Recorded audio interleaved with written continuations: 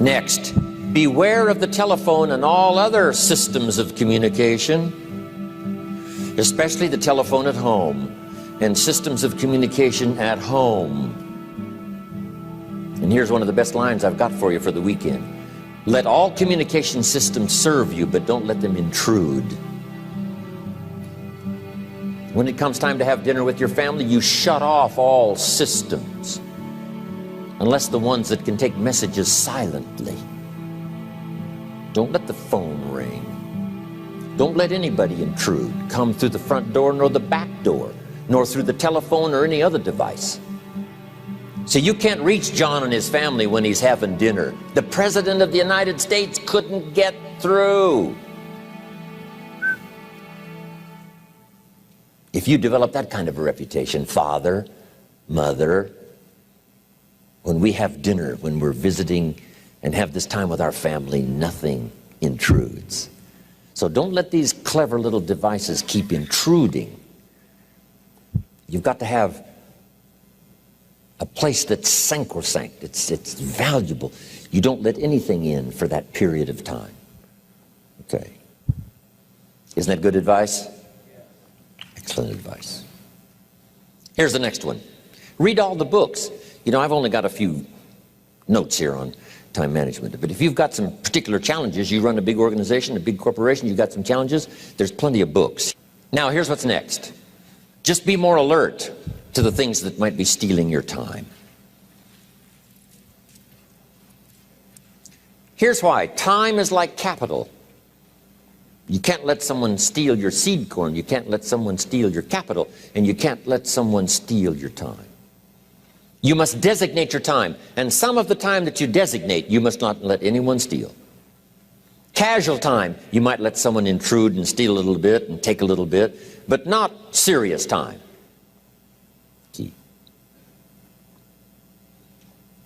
Next, one of the great time management savers is to learn to ask questions up front.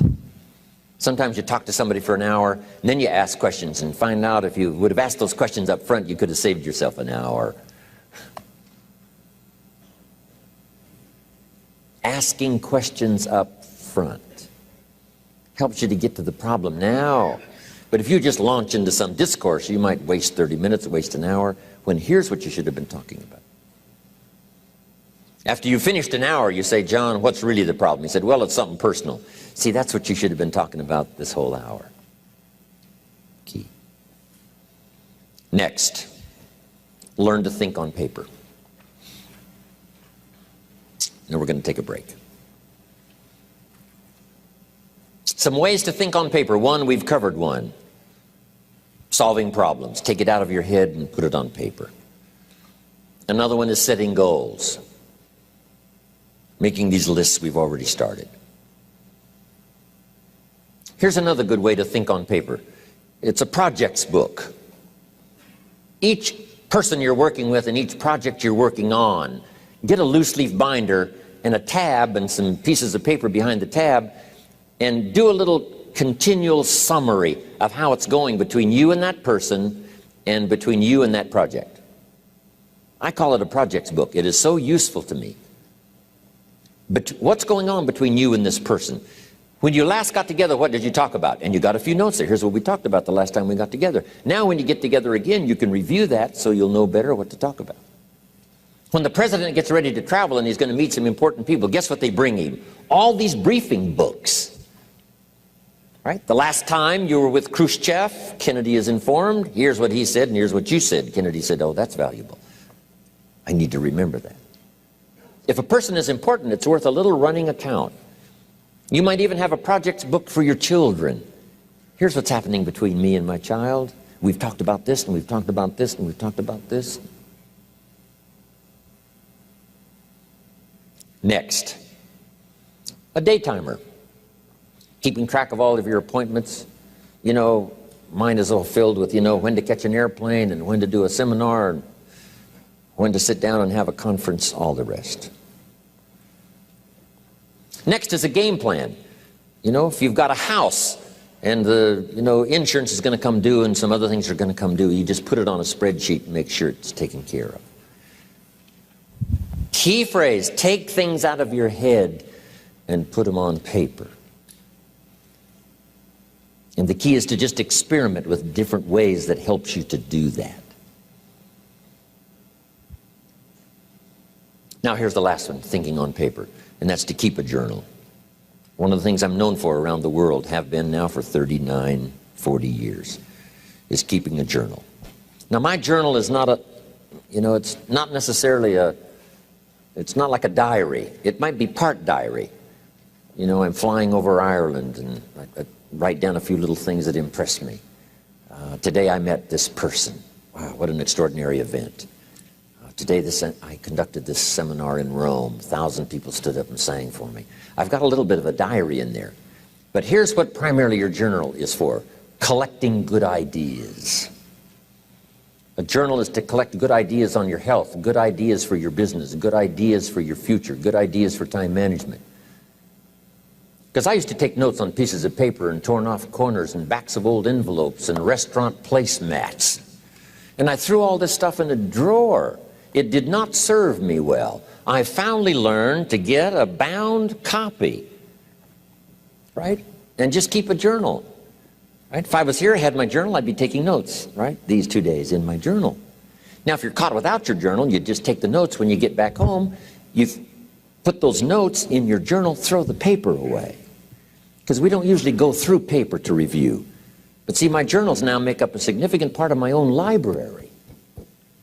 My journal's all reserved privately for my children and my grandchildren.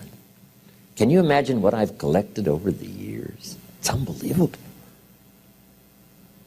There are 3 treasures to leave behind. I think you've already got those notes, right? Here they are. Number 1, your pictures.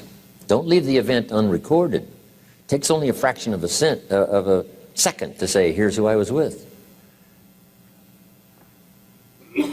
When I travel the world, right? We take all these pictures, and here's one of the gifts. People send me the pictures they took of me and them. It's part of the treasures I have on the farm. Incredible. A picture's worth 1,000 words to describe the scene, the emotion, what happened. Say, wow, this was an extraordinary day for me when I met these people. Here's what they told me happened to them when they went to my seminar 10 years ago. Wow, the drama comes back if you've taken the pictures.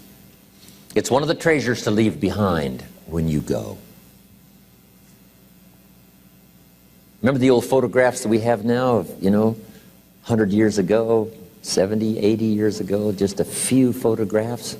What would it be like if you had thousands of photographs of the past, of your history, your mother, your father, right? Grandparents? So change all of that now for your children. Leave all your photographs as a record. Here's what's next to leave behind, and that's your library. The books that changed your life, the books that changed your health, the books that rescued you from oblivion, the books that you passed on to other people, they were so exciting for you, the books that made you financially independent, the books that developed your leadership, the books that gave you wisdom to ponder when things were tough, the books that got you through the winter, the books that helped you to plant in the spring and harvest in the fall. What a treasure to leave behind. If you do that, here's what's for sure. Your books will be more valuable than your furniture.